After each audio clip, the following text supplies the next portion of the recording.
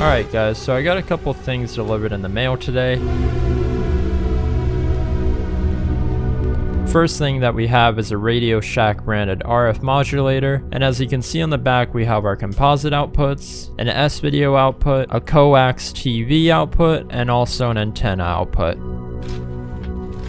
And I also picked up a coax cable.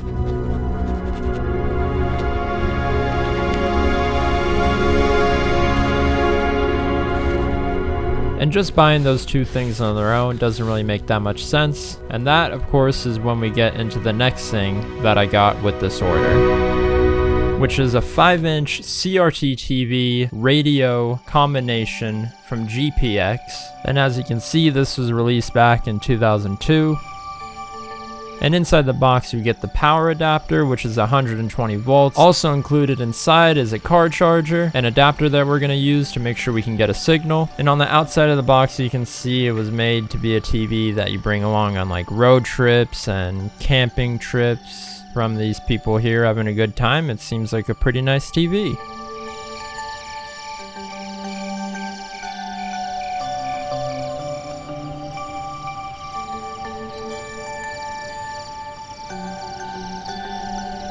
So since it was a TV that was brought along outside, it has some pretty serious damage on this protective plastic piece. So for the rest of the video, I'm going to be looking at it without it. And now taking a look up at the top, you're going to see that's where the tuner is to get your stations. And on the back here, you're going to see we have options for the brightness, the vertical hold, contrast, headphones, the power, and also the antenna. And on the side here we have the dial for the tuner, the volume knob, the switch for the power, and also to change if you want to have it at TV or radio.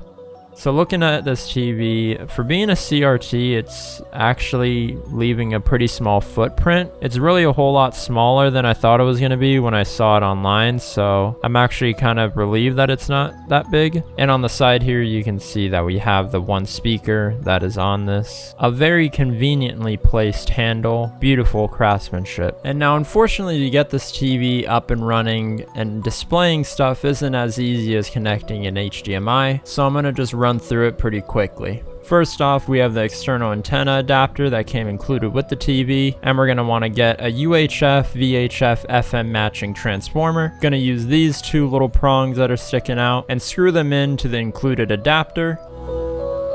Doesn't matter which side you have it on, just make sure you got it screwed in there tight. So with the coax cable, you just screw it into the UHF transformer. We're going to move on and get the RF modulator out. Now we're going to get the other side of the coax cable and plug it into the TV output on the back of the RF modulator. Now we're going to need a double-sided composite cable, plugging it into the corresponding colors on the modulator. Then we're also going to need an HDMI to AV converter to turn the HDMI connection into an output that is going to be capable with the RF modulator. Now we plug in the other side of the composite cable into this HDMI adapter, plugging the HDMI in, making sure it has power, and then that's all done.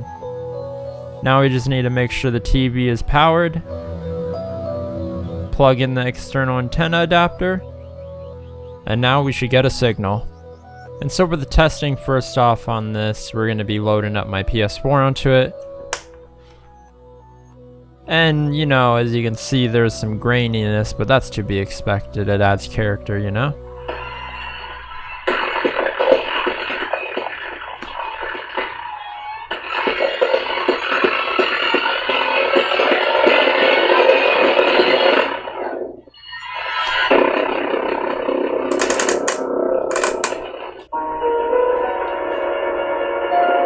Now actually going into the game here with some gameplay, it really was just a pretty playable experience. It was just insanely smooth as you would expect on a CRT, since the response time is just going to be super quick on this. Holy!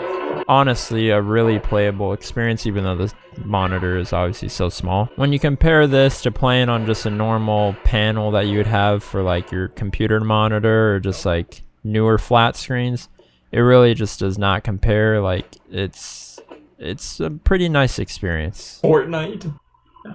You're not gonna try Fortnite? Ah, fine. It's so weird. Now moving on to the next game, I was forced by my girlfriend to play Fortnite on it, and with CRTs just being so quick on the response time, the game of course ran really smoothly. Even though I'm playing on the PS4 and I'm gonna be limited to getting an average of like 60 FPS and still dipping down in probably like 50. What? I leveled up again from doing nothing. It still felt really smooth. I got a kill! And you know, it's not gonna be able to be captured that well on video how it feels, but it was a really good experience. And as a little bonus to playing some games on this, I wanted to see how some videos on YouTube look like.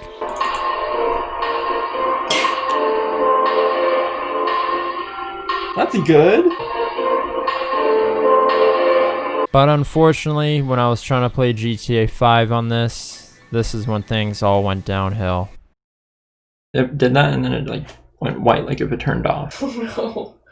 At least you recorded something on it, right? You know what would be kind of funny is if you have to make the video and then you have to literally say, oh yeah, it fucking broke 1 second after I made it. And well, that's exactly what happened. So since the TV just didn't like playing GTA 5, that's when I decided I wanted to get some more footage just on another game. So I'm here on Vice City, minding my own business, trying to get some more footage for the video when everything just meets its end.